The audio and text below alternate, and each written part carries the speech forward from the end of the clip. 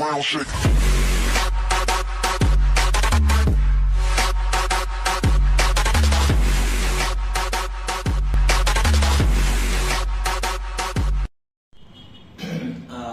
أعوذ بالله السميع العليم من الشيطان الرجيم بسم الله الرحمن الرحيم. Budaddiyar wasiƙa zuwa ga mai girma gwamnan jihar Kano Dr. Abdullahi Umar Ganduje FOR, Your Excellency sir. Wannan budaddiyar wasiƙa mai girma gwamnan jihar Kano ba na yi ta da ci mutuncin ka ba, ko dai in faɗi wani aibu a kan ka ba wanda ba kai kai shi ba, ko kuma in kirkiri wani abu da yi maka shi. Na kawo kara ne a gurinka a matsayinka na gwamna na jihar Kano, kuma shugaba wanda duk wani farastata da yana jihar Kano yana karkashinka. Mai girma gwamnan jihar Kano an yi auren yar gidan Ibro shekara 2 da idan wani abu na jin da ya wuce, ko shekara 2 da within that. Mai girma gwamnan jihar Kano wanda kai ne ka dauki nauyin kayan daki lokacin da media ta sa wani abu. Mutum na farko da ya sa wani abu shine Ismaila na Abba Kalau, shine ya sa a cikin Instagram na shi, kowa ya gani, kuma da mun gani mun ji daɗi mun yi murna. Ismaila na Abba Kalau shine na tsakaninka da family na Igbo, kuma shine shugaban bangaren tace fina-finai. Duk wani abu da ya taso shine na shiga tsakiya. Don haka da na ga wani abu na ji daɗi, na ce wannan is an effort. Idan an tuna da wani naka, kai ma wata rai baka nan za a tuna da kai. Amma abu da ya bani mamaki mai girma gwamna shine lokacin da na je gidan ana daure aure, an daura aure ana kwashe kaya za a kai gidan amarya, sai daga kwata-kwata kayan ba ma yana yin wayancan ba.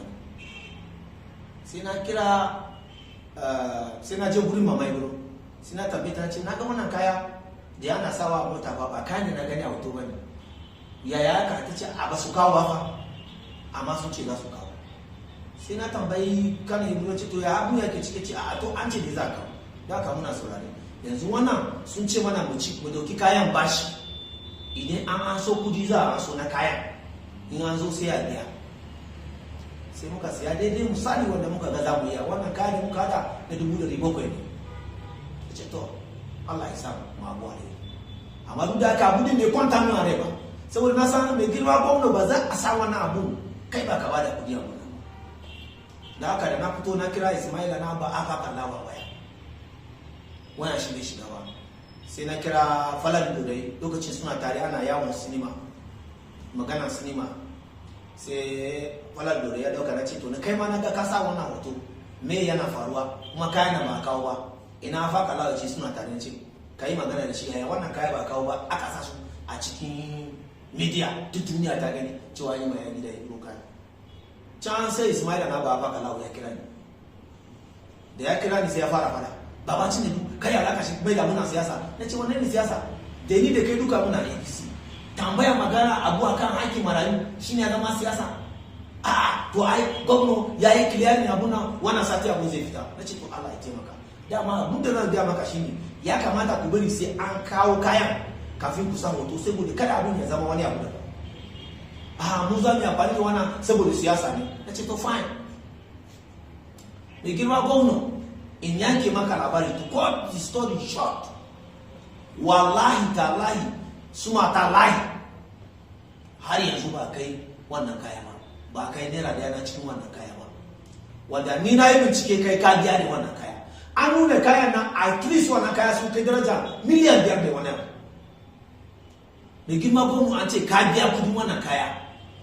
kuma daga majiya mai tushe, don da baka biya ba ba zan ji tsoron fito in ce dan ne baka biya ba in yi challenge naka mai girma gwamna, because ni ban dogara da kai ba, ba taba zuwa gurin ka na samu naira ba tun da nake, balle ce na jin tsoron samu na ya tsaya. Amma na yi maka adalci a matsayin ka na mutum da na ji cewar kai ka biya wannan kudi. Mai girma gwamna, Ismaila na ba Abba Kalau abin da ya kai a gidan Ibro, buhun shinkafa 2,20,000 sai mai.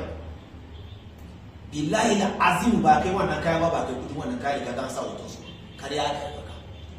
Na tura mutane an yi ma Ismaila na ba Abba Kalau magana akan wani abu, hakkin marayu nan a ba su hakkin shi. ba sai ya zama ana rigima duniya tana ce mu ba a ba su hakkin su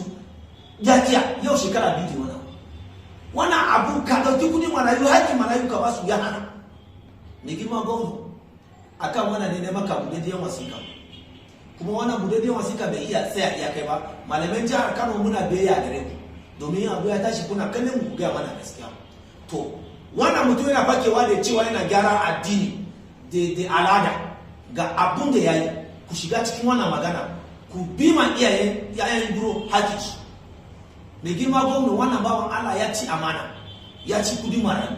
ya kamata ya fito da su a ba wayan mutane haƙi su billahi azimu sai kwanan nan ne aka sai da gida aka biya kudin wancan kaya it's an insult a sai da gida da ya kamata a ce yariya an sa shi haya ana ba su wani abu da za su duka ci shine aka sai da aka biya kudin wancan kayan da aka sa yanzu abin da yasa nayi wannan magana yanzu a cikin wannan sati mai shigo wannan za a sake yin aure daya daga cikin yan gidan yaro ba su talata ba kowa magana ba saboda gudun wancan abu da ya faru da girma gwamna wulakancin da ya biyo baya hoton da aka sa mutanen garin da aka kaita suna zuwa gidan yariyar nan su je sai a gaba kaya bane sai a rika zargin iyayenta su sai da kaya su sai mata kananan kaya wanda ba haka bane wannan takarda wannan hoto sai da hada rigima tsakanin mijinta da ita so 3 tana dawowa gida sai da aka shiga maka ce a hakura da auren wallahi ta mai wannan hoto ya hada fitina ba dan karami ba cikin wannan aure maman yarinya da yan uwan maman yarinya sun ce an ba da kudi yan wani bro sun ci wannan duk mun san da wannan magana muna ta kokari yadda za a je a gyara magana bai gyaru ba na yi alkawari da mana ce idan aka zo za a har aka zo aure yarinya na gaba ba su ba da wannan haki ba zai fito zan kawo maka kuka zai yi budadiyar wasika duniya ta sani abu da Ismaila na ba a baka lawo yayi kuma duk chance din da yana ba da wani bashi fara da dole Ismail witness na bashi chance duk yanda za a yi a je a toshe wancan rigima kada a fito mu ci shi a waje wallahi da kiya mai girma gwamnati kana rike da mukamin gwamnati executive director idi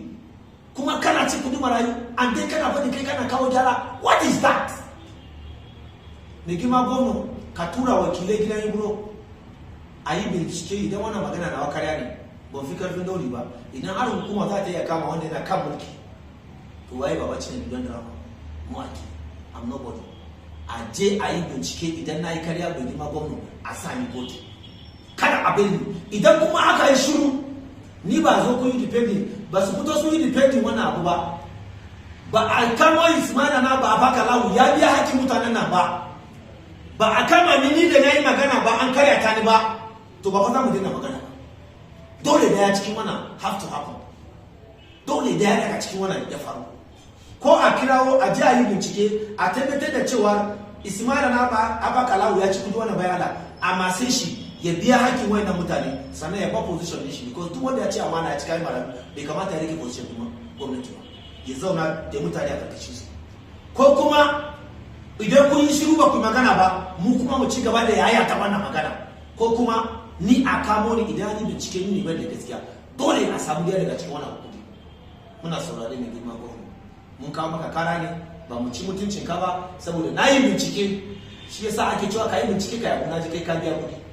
to amma so kudin wannan marayu a biya su hakin su that's all